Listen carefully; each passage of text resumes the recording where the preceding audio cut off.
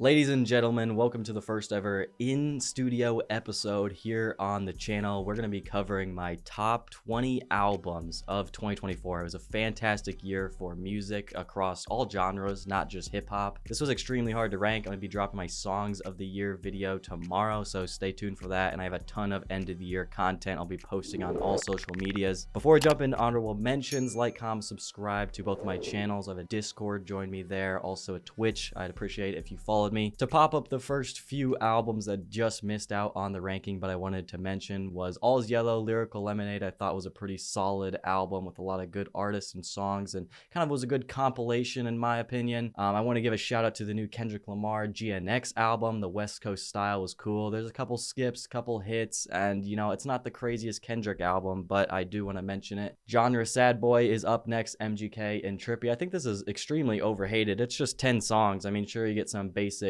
beats or, lyrics in there, but overall, there's a lot of songs I really enjoy as a fan of both of these artists. Next is Goodbye Horses by Ian. He had a crazy year dropping a couple mixtapes. I think this one's a little more polished than his valedictorian mixtape, and Ian just makes fun music and has really high highs in my opinion. Then lastly, the last project I wanted to mention here on this list was Molly Santana's self-titled first ever project. I think she did a great job at bursting onto the underground rap scene this year and went on a crazy run on the second half of her track list. Let's go ahead and jump into my rankings, starting with number 20. I got a crush on you. Do you crush on me too? Thinking of you everywhere. I chose Boy to Hollis because I saw him for the first time in Kansas City open up for Ken Carson. I didn't really know who he was, and he absolutely rocked the crowd. He's this tall white dude with long blonde hair that damn near outperformed Ken Carson at his own show, and I had to check him out instantly. This was his project from this summer, and there's a lot of moments on it that are a little slower or different than I would have imagined, but the high energy and just, moving your head, moving your body, rocking to some of this kind of Skrillex inspired instrumentals were just so fun to me. You have Crush and Light, the best songs on there. Now to continue for my 19th favorite album, it's hard to rank these, but I have Hit Me Hard and Soft by Billie Eilish. Birds of a feather, we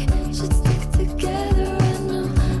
Overall, it's a very vulnerable project. A lot of it is kind of slower, which is kind of Billie's bag. I think Birds of a Feather is still the biggest highlight, despite that being the biggest hit on the project. You just had performances singing that really impressed me, like The Greatest. I didn't really know she could do that, so it was really impressive. I think The Diner's really underrated on there. I think the soundscape of it was actually pretty cool and felt, I don't know, like you're claustrophobic. I don't know how to describe it, but I thought Phineas also did a great job on this. To continue, my 18th favorite album is Bad Cameo by James Blake and Yachty.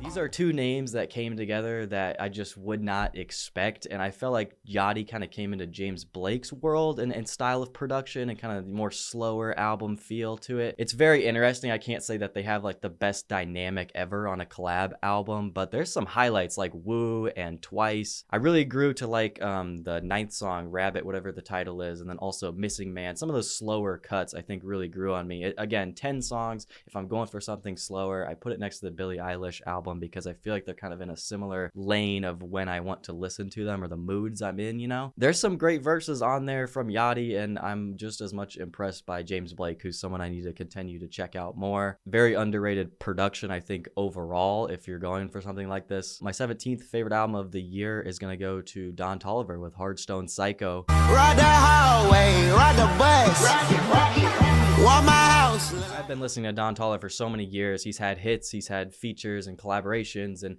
I always tried to get into his albums but just really couldn't, and it felt like he took that next step this year, adding these kind of rock elements and electric guitars to his trap music. There's some beautiful songs on there as well, like the sample in Glock. My favorite's actually the outro with Hardstone National Anthem, but of course you have highlights in a great album Rollout with, Tore Up and Bandit and those type of tracks that a lot of people like and are great for performing. Finally, that Don Toliver album connected for me. I bumped this pretty consistently. I don't mean to disrespect it by it being 17th. It's really Don's best piece of work yet. Next up on my list, my 16th favorite album is going to go to Lifestyle by Yeat.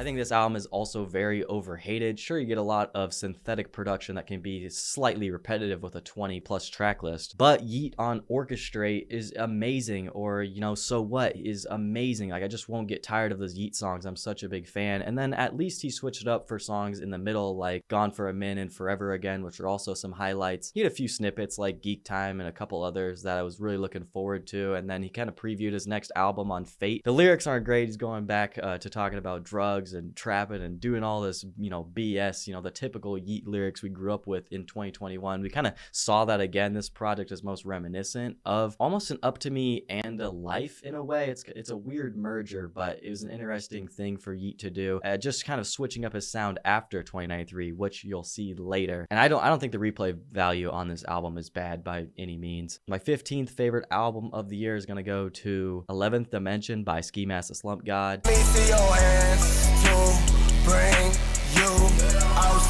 Ski Mask is one of my all-time favorites from that SoundCloud era. He always takes too long to drop his projects, which kind of sucks, but I have a lot of fun with this track list. You get a song with Juice WRLD that we've never heard before, but you also have a lot of heavy distorted 808s and songs that you can mosh to, like Hulk. The bouncy production of Jump is amazing, and Tuk Tuk and Earwax as well is good. Killstreak's underrated. It's kind of lengthy album where he tries a few different styles, try to do like a little alternative style on a couple tracks. I mean, it's a mixed bag. You can almost listen to this album and a couple others on my list on shuffle and have just as much fun. But this is a solid Ski Mask album. I don't think it's like my all-time favorite from him, but I'm glad that he's back. I'll always love Ski. I always will. My 14th favorite album of the year is gonna go to Plan A by Lil Tecca. Being over faith, you wasn't promised, that you lucky you living for the day. He continues to improve. He continues to have this nice production where they're transitioning on a few songs. For instance, right away you get Taste to Bad Time, and there's a few other great examples of transitions that really carry this track list. I think there's like one skip on there for me. The middle of the album's not the strongest in terms of Tecca songs, but you get Number 2 and It Never Lasts. Those were great singles. All the singles were fantastic for this project, but on the back end, the last song's great. Cold Girls, I mean, it's a pretty consistent project. It's really close to Tech for his best albums, but I think that Tech has almost reinvented himself, working with Internet Money a lot closer in the last couple of years. I really like the concept and the message of Plan A, and I'd love to see Tecca's improvement over the years. His consistency, it absolutely doesn't go unnoticed how he comes back basically every year and drops off good music. Can you really complain about that? My 13th favorite album, I gotta give it to The Party Never Ends by Juice WRLD, obviously a posthumous album. With the extra pockets, I need all that. I get the millions and I fall back. I'm a huge Juice fan, always have been, and there's a couple errors and a couple songs missing on this track list, there's no doubt. But at the end of the day, it's Juice WRLD, and you get prime Juice tracks like Empty Out Your Pockets, KTM Drip, Cuffed, and rapping songs that we wanted for so many years to showcase that to more fans. Of course, you get a vulnerable side of things on Party By Myself, which is kind of a slurry song, but that was kind of the direction Juice was going. You have a tribute from Leroy I was actually a fan of. Sure, they tack on features like Eminem and Nicki Minaj and Fallout Boy, so those are going to be hit or miss, but it's a Juice album. I can't act like I haven't been playing it. There's a couple leaks on there I did know that I've already been bumping for the last couple years, and I don't care. I'm going to still be playing them. Supposedly a deluxe is on the way, which could actually make this album a little bit better. I thought the concert clips were pretty cool. I just kind of wish they went out with more of a bang for Juice's final album, but I'll take it. Considering the fact that his music was all recorded in like 2018 and 2019, it's like, how long can you really have his run go on for? My 12th favorite album of the year was the unexpected 2-star in the Dream Police by mk.gee. If you wanna go, then baby, go wild. This is such a soft and mellow project, alternative. I just really love the guitars all over this thing. I don't know how much mk.gee produces, but his voice is really new to me. It's just a new artist I found out and was recommended to just a few months ago. They've been playing heavy. I think Riley and I, Candy are just great songs that I can play a lot. The absolute standout is Are You Looking Up is one of my favorite songs this year. mk.gee has a new fan. I'm gonna be looking forward to see what he does, next year and in the future. I think he has a lot of potential and also has a lot of potential as a producer. My 11th favorite album of the year is going to go to Coyote by Tommy Richmond.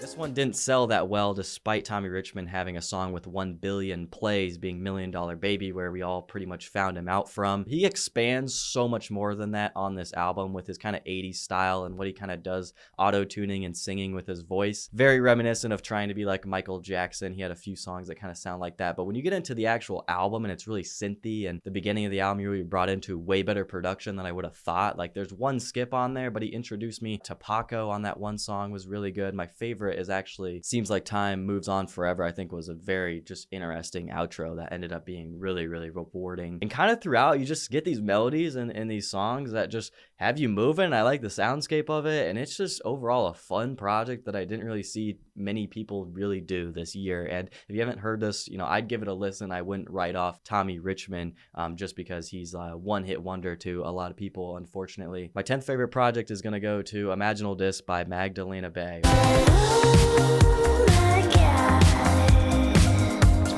I don't know if I'm saying this duo's name right or wrong. I apologize, but this is a new group that I actually was able to check out a few months ago. I look up on Google a little bit more about them after I listened to this album, knowing that it was good off of first listen. It had a lot of potential. They're in my town, so I go see them at a small venue of a couple thousand people the next day, which was just an amazing experience. They pretty much just did the album front to back with a few other songs thrown in there as a set list. But in terms of like an indie pop record, the way it is produced and the way you're just able to picture these things throughout the track list is so cool. It's structured so well. It's just such an underrated album. I love how their fans look like such a cult fan base that really rode for them hard and really pushed this album, because that's how it got on my, you know, list this year, is because I saw so many people praise it on Twitter, and, you know, I eventually just checked it out because I really like the cover, in all honesty. But if you haven't seen their music videos, are always like really, really trippy. They're just so creative. It's one of the most creative projects. You have Image on there. You have the Ballad of Matt and Mika, which is the best songs on there. My 9th favorite album is going to go to Brat by Charlie XCX. 360, when you're in the mirror, do you know what you see? When you're in the mirror, you're just looking at me. I heard about Brat Summer, and it's all this hype, and it's finally this big breakthrough for Charlie XCX, who I hadn't really listened to as a kid. Now I'm starting to go back into her catalog and appreciate it. But Brat is such an amazing pop album, and she added these electronic elements or club elements that made this track list so fun. Sure, it is a little bit girly at times, you could say that, but 360, 365, Talk, and even a couple like more introspective songs on the track list surprised me, you know, or the lyrics, sure, they're basic at times, but on other songs she goes a little bit deeper if she wants to. I think she had good messages and concepts kind of throughout. Overall, it's a breath of fresh air in the pop scene. Very, very replayable. I knew the first time I listened it was going to be on my list somewhere in the top 10. My 8th favorite album of the year is going to go to We Don't Trust You by Future and Metro Boomin, which they will be on this list one more time. That's some new type shit.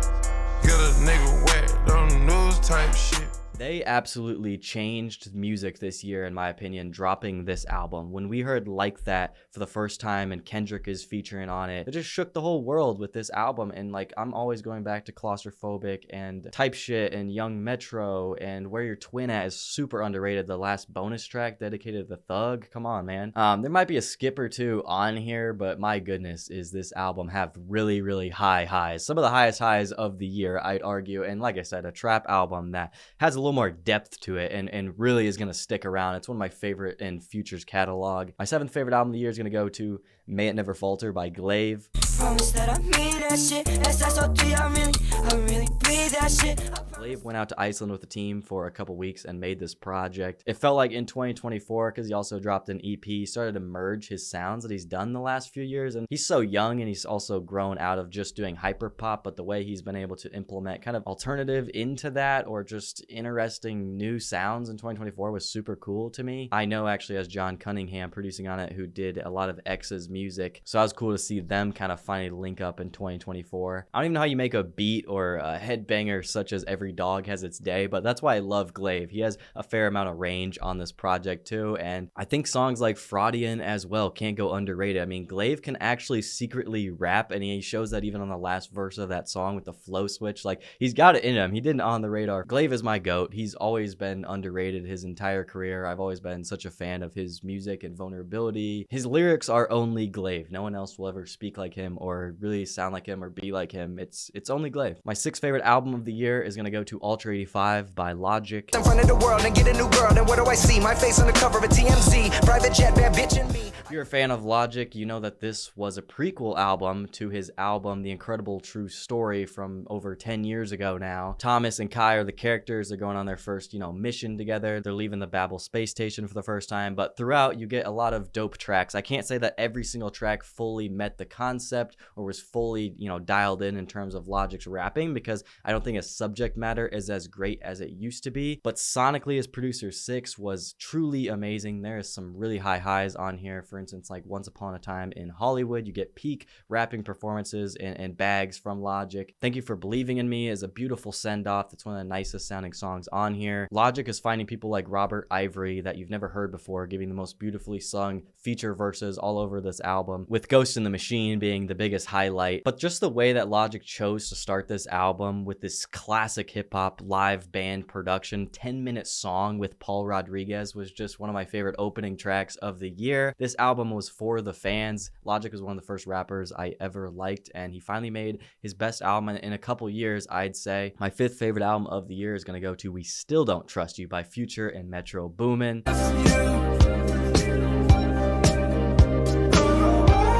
This album does get pretty lengthy with it being 2 discs. The second disc, I don't bump as much, but you do get some classic 2015 sounding beats and rap styles from Future. It slaps. The bulk of the album is like so beautifully done. You have R&B Future coming back. He just gets in a lot of vulnerable bags, and he's singing and he's more melodic, which is a style I didn't know I liked as much from Future. I just assumed I liked him rapping about whatever and being like the flow god and the father to a lot of people. But no, I love this bag from him, and again, it's produced so well because it's backed up by Metro Boomin. I've been saying after, it took me a month to really realize it, but I've been saying that this album, We Still Don't Trust You, is better than We Don't Trust You. It's a lot more of a consistent body of work where you get these sections, Right For You or a Gracious or an Overload. Title track with The Weeknd is amazing. One Big Family is amazing. All By Myself, All To Myself with The Weeknd is amazing. There's just so many hidden gems, I feel like. Again, the soundscape is just beautiful. I could just listen to this album all day. I don't know why this clicked for me as much as it did, but I have been pushing this album. My fourth favorite album of the year is gonna go to 2093 Part 2 with a couple songs added onto it by Yeat. I was bored by the shit, made $1 billion.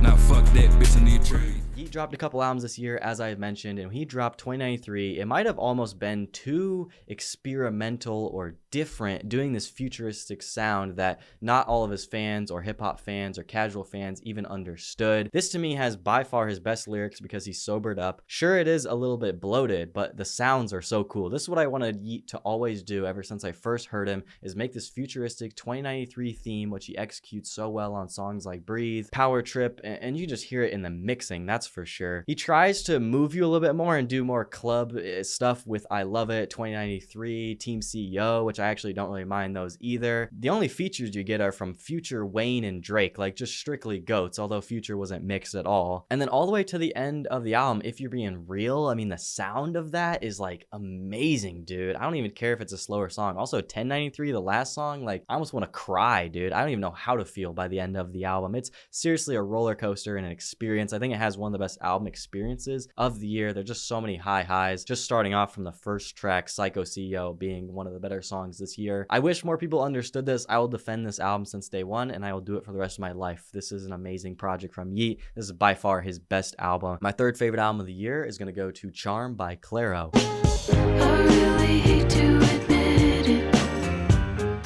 My goodness, is Clairo just amazing. She might be one of my favorite singers or just female artists in general by now after this year. I was always such a big fan of Immunity, her debut, but she like has surpassed that by so much. She's improved throughout the years, going the length to grow as an artist and mature, adding these jazz elements throughout the production. I feel like this album's just meant to listen to in earbuds by yourself in like the fall and winter. Her performances just top each other throughout, whether it's Thank You or Sexy to Someone or Add Up My Love or Glory of the Snow. Juno. I mean, you pick one. I mean, Juno, I think, was the biggest song on there, but it is just so damn consistent. And my goodness, does she know how to make an album? Like, this album is just so peaceful. You know what I mean? Like, how can you hate on Clairo? She's actually so incredibly talented. I feel like you get to learn a lot more about her. I think a lot of people would think that an album like this with a pace like it, or maybe a sound like it, wouldn't be the most replayable, but this album has been replayable as hell. My second favorite album of the year is going to Cordae with The Crossroads. On a daily, my penmanship which I pay me. It's time to get the bacon. This shit is biscuits and gravy.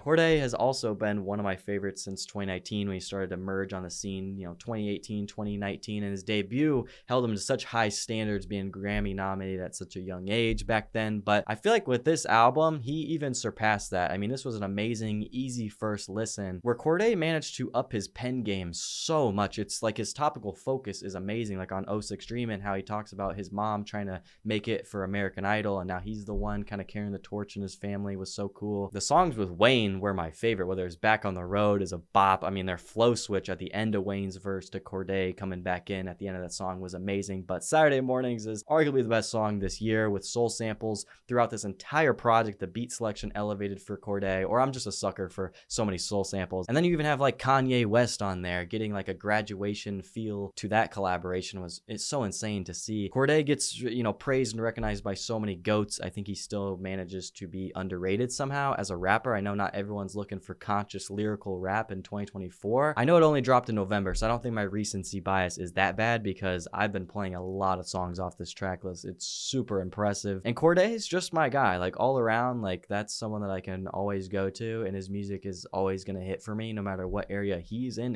his life. I'm able to connect to it or learn from his stories, and he's so motivational to me. Now that I've been yapping for a while, it's time to get down to my #1 album this year, which after it released, I kind of knew it was gonna be #1 probably. And yeah, this one might not make sense in terms of everything else I've listed on this, but also, has any of my lists made sense? We're bouncing around to so many genres and so much random shit. I'm sure my list is cringe to a lot of people, but that's why we don't have the same list. My #1 album is going to F1 Trillion by Post Malone. Somebody bought me a smoke. I'm about to get on a buzz. We all know who Post Malone is. He's an amazing hit maker, but when he is merging into this alternative and folk and country lane of music, even acoustic as well, that hit making ability stayed. And I know he had a lot of writers with like Luke Combs and Hardy and a few other, you know, artists that help him make this album, and you can see that with the collaboration list is just filled with country stars. And I'm not even a hardcore country fan by any means, but the way Post Malone did it and invited all those people on his album, he just did it so well. These songs are so replayable. I'm genuinely telling you, there's like 10 plus tracks I considered for my top songs of the year list. I've played the hell out of this album. I mean, even if you just look at that run on the album from like track 3, I Had Some Help with Morgan Wallen, all the way to like track 9 is like Hall of Fame worthy. He even managed to get me to like a Jelly Roll song on here. But Yours, the outro to his daughter, is fantastic. Right About You is also very underrated. There's only a couple solo songs. Pour Me a Drink with Blake Shelton, Have the Heart with Dolly Parton, What Goes Without Saying, Brad Paisley, Nosedive with Lainey Wilson, Guy for That, Luke Combs. They had 2 tracks together that were really good. I mean, there's just so many legends on here. Very easy to listen to and absolutely slaps on the golf course. The great thing about music and doing reactions too on my second channel is I get to learn so much more music, and I feel like my taste has expanded even more, and it feels like it's gonna do that even next year. I just love music, talking about it, reviewing it, giving my opinions, and generally just learning, because I'm kind of the person that is open to really anything, and I want to listen to like every album ever created. Thank you guys for watching all the way to the end of the video. Like I said, let me know in the comments your guys' favorite album of the year. I want to see your guys' list. Hopefully mine wasn't too bad. Like, comment, subscribe to both of my channels, join that Discord, follow me on Twitch. I'll catch you guys. Peace. I got a crush on you. Do you crush on me too? Thinking of you everywhere. How's my Birds of a feather, we should stick together. I know Going crazy, I've been running out of energy chasing you. ride the hallway, ride the bus. Walk my house. Girl, you see these diamonds? Girl, you see this jet? You know I'm different. Let me see your ass to bring you outside. Been over faith. You wasn't promised, you know that you lucky you living for the day. Empty out your pockets, I need all that. I get the millions and I fall back. If you wanna go, then maybe go wild. If you want the fun, got away.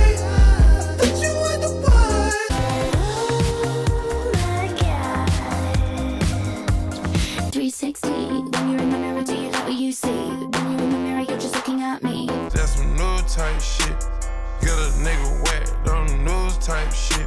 Promise that I mean that shit. SSOT, I really breathe that shit. In front of the world and get a new girl, then what do I see? My face on the cover of TMZ. Private jet, bad bitch and me.